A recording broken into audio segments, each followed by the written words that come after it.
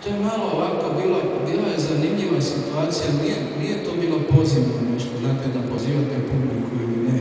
U jednom trenutku studentski centar je ovak i onak je protočan, uvijek ima, pa onda mogućnost neki u prolazu koji da se zadrže eventualno.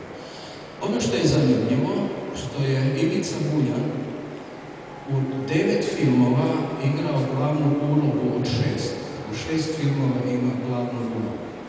I sad možete si misliti, direktno vidimo 9 filmova i tu čujemo 9 zvukova istodobno.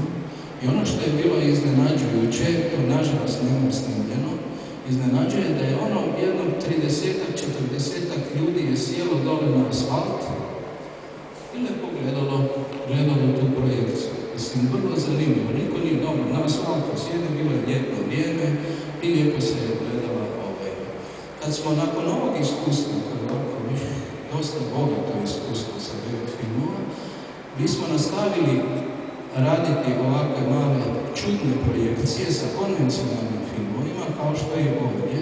To je takozvana paralelna filmska projekcija.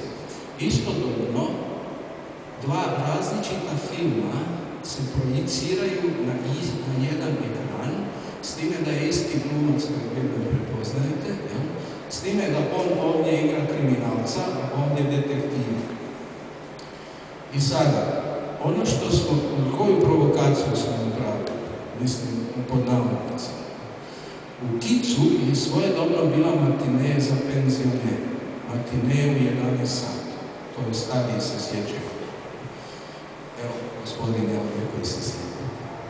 Mi smo odlučili to na jednoj matineji napraviti, a da zapravo gledalište, dakle oni koji dođu, da ne znaju o čem se radi, dakle usudili smo se napraviti takav jedan bezobrazni postupak.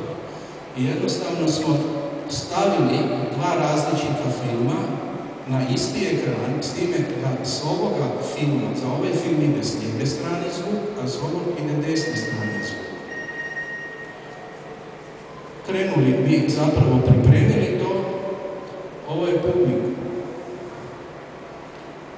I sad možete si misliti u kakvom smo strahu.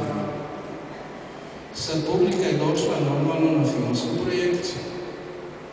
I sad na jedanput ide projekcija sa 2, ovo je druga varijanta, sa 2 različita filma.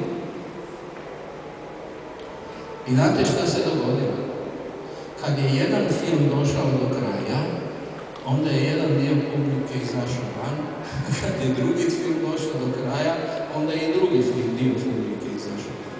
To je to bilo zaista interesantno iznenađenje da nije se napuštala projekcija, možete si misliti. I kad smo to vidjeli, onda smo se ohrabrili, pa rekao idemo onda još malo ohrabriju varijantu, pa smo odlučili isto to napraviti sa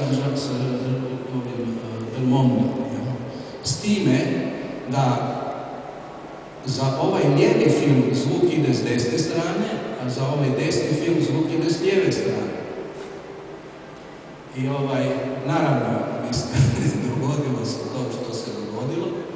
Ovo nije, mislim, to gotovo